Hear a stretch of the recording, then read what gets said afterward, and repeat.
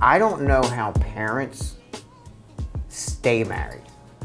Honestly, yeah. I don't know how the hell they stay married or stay together in the same home when you have a kid with a severe disability. I truly do not know how they do it.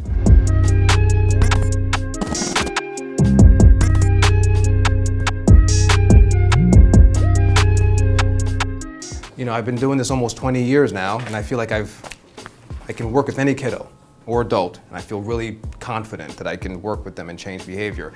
But here I am, I'm 3 years into this position, and I still feel stuck trying to change parent behavior.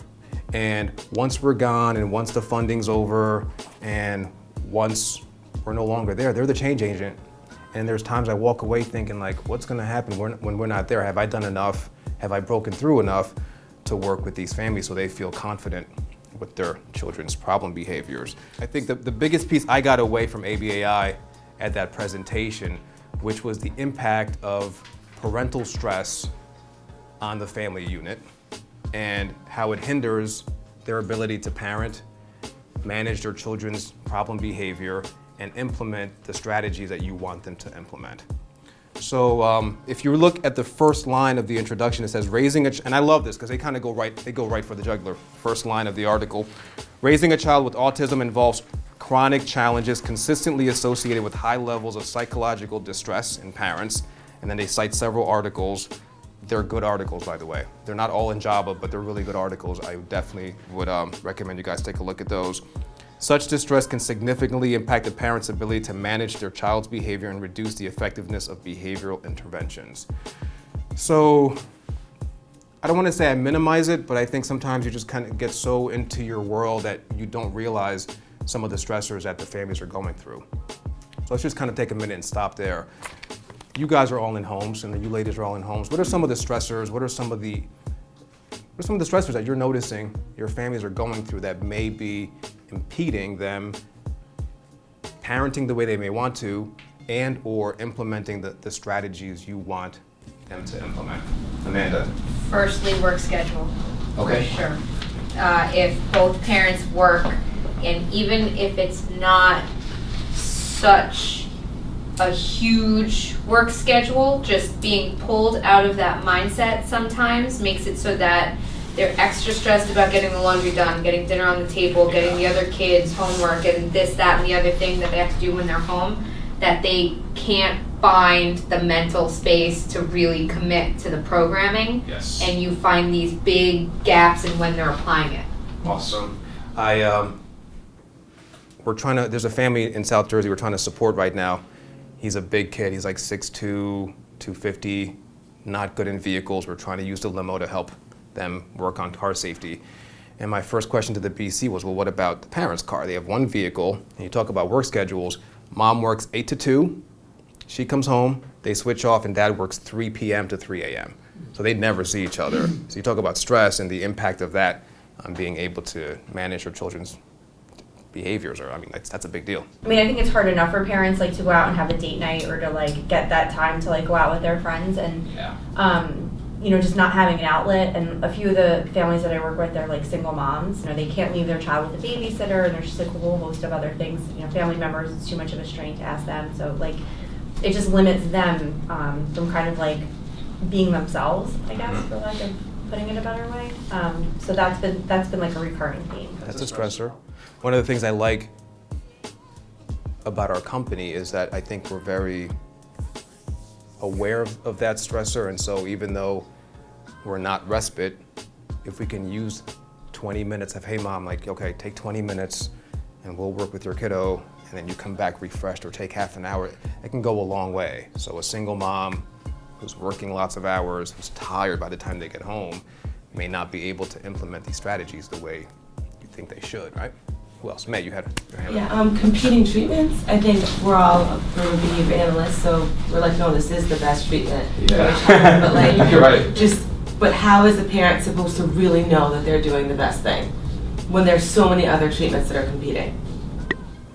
Awesome, you're right. Amazing. Sure. You didn't say nothing. You better give me an answer. You were like this. You were like. I believe you. You may have people who have rules in their head about like, there's other treatments, and that may keep them from implementing a behavior analytic treatment that's been proven to work. If you're governed by a rule that says there's got to be something else, you may not implement something that has been proved to be effective. So, great point. Jason. I think one of the larger ones that we probably don't discuss too often, because it's only for a specific, just specific behavior, is any of the kids who really affect parent sleep.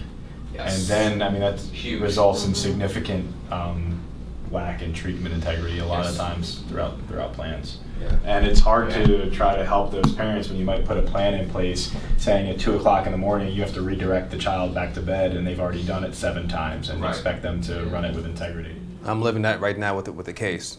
Mom never sleeps. If she sleeps 3 hours a night, it's a great night for her. Yeah. And you just have no energy. I think I was actually just in this situation yesterday, like the marital stress when one parent feels like they have more buy-in than the other. I had a dad who was refusing to come to the parent training portion of our session because he just got done a 13-hour shift and wanted to relax. And a fight started between the 2 parents where she said, "I'm here every day doing this. You can at least give us an hour." And then it was one of those like, okay, but and then you have to mitigate that, and that's, I think, very stressful for the parents in that situation. That's real stuff right there. Yeah. I've got a couple of parents that struggle in the community setting. They've received so much feedback from other people criticizing them and their parenting skills that we may implement a procedure to help generalize these skills in the community, and the parents don't have buy-in because they've just been attacked or verbally assaulted by so many people in the past that they don't even want to be put into that situation. Yes. It's a sensitive thing to Good tell stuff. someone you're not parenting the right way. Oh, in a different language, that's what you're saying. There's actually reference to that in the second paragraph about that, where parents have had those situations, and so now you may tell them, hey, make sure when your child does this, ignore. And then you've got this rule going on, like, if I'm ignoring, I'm a bad mom, or in the past or I'm a bad dad. In the past, I've been told, you're not going to ignore that. You're going to do whatever you can do to have your kiddo stop that tantrum. I got one comment on the parent thing. Sure. I don't want to mess up your mojo, but this Good. I feel like is important because I experienced it. So, and I've said this before, I just want to reiterate that I don't know how parents stay married. Honestly, I don't know how the hell they stay married or stay together in the same home when you have a kid with a severe disability. I truly do not know how they do it.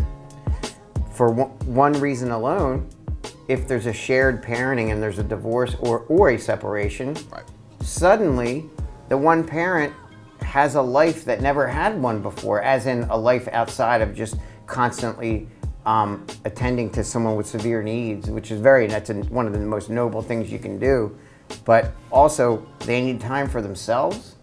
And my own circumstance at home and many other families that talk to me now that I'm a parent of a child with autism, they tell me all the time, they're like, I don't know how we were even married that long. So I just want you to be aware of that, because especially when the courts get involved, there's usually a shared parenting, and suddenly those 2 parents have a whole new life. Yes. Because they're not attending to that learner on the autism spectrum intensely every second, and all of a sudden they experience new things in their life, like dating, or like going out to dinner, or like wiping your ass without someone screaming at you, like literally shit like that. No pun intended. Right.